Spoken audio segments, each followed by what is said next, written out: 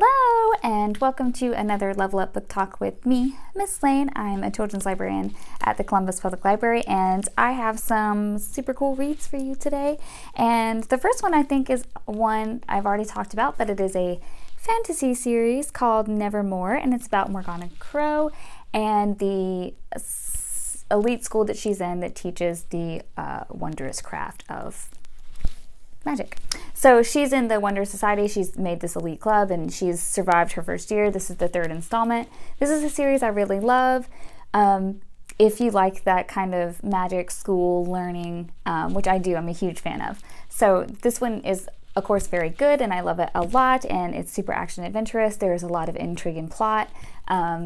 They have a Hollowpox disease that she needs to find a cure for. She's defeating all these big baddies, and this one's just a really fun series if you like that kind of read.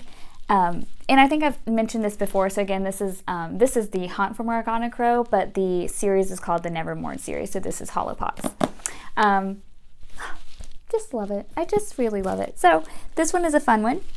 And following that vein of thought, there's a different series. It's a YA fantasy series that is called Criers War. And the first book is Criers War. This is book 2, Ironheart. And I haven't read book 2, Ironheart, but I did read Criers War. And this is a little fantasy, a little sci-fi. They have anime, which are humanoid things that run off of a power source. And they're built to be perfect. So they're perfect beings. They're not human. They're anime.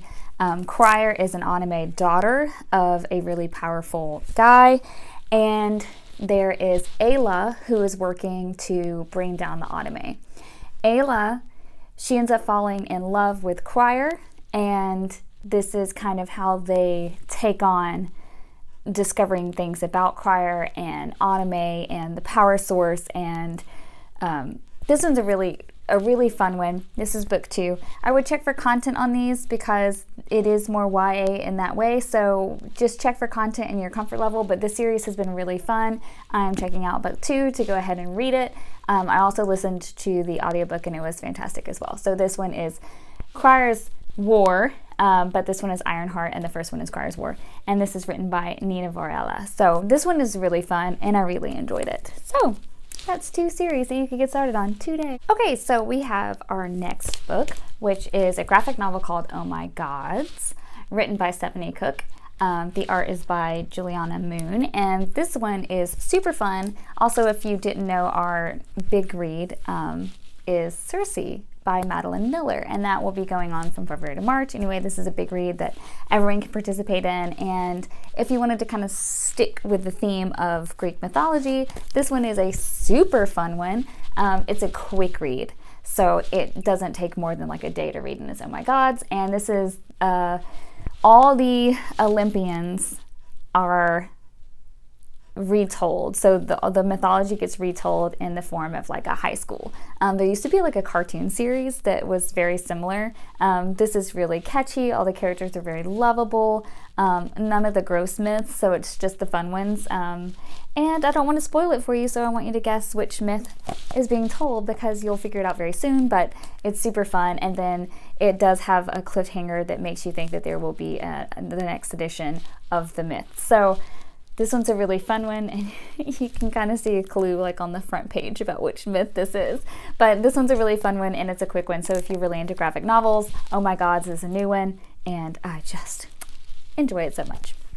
All right, let's talk about our next books.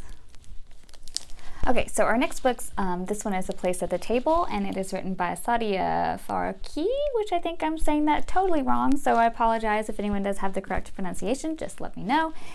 This one is about Sarah and Elizabeth, and they meet, and they come from very different cultural backgrounds. Sarah comes from a small Islamic school. Elizabeth is kind of struggling with her family problems, being an international family. But they kind of bond over similar things, which is cooking. I really enjoy books that have a common hobby because it's very interested to see how that hobby is portrayed. There have been some really excellent books about cooking and how that kind of brings people together, and the trading of different cultural norms, and I really enjoy that in this book.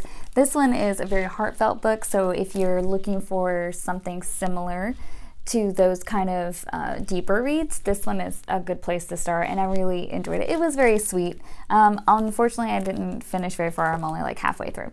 So I think this one's a really fun one. In that vein of thought is this one, which is the YA edition. This is How We Fly, written by Anna Mariano.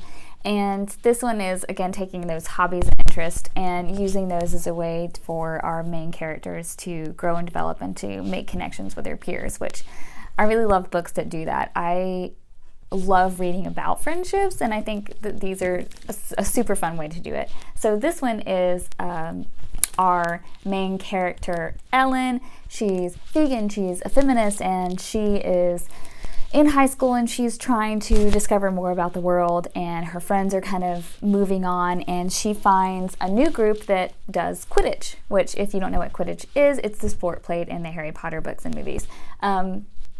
And she goes into it thinking one thing, and it's kind of a harsh reality that, you know, she's not magic, and the brooms don't fly, and they're PVC pipe and not actual brooms. So there's a lot of disappointment, but then she starts to be really involved in her new hobby, and she starts to really get into it. And I think that that's kind of how, when you're coming into yourself, you pick something and you bond with it and you explore it and you meet people who have similar interests. And I really like that aspect of growing up in middle grade schools and in high school. So these are both really fun ones, and I love that a book is written about Quidditch because I haven't seen that yet, and I'm really excited to read it.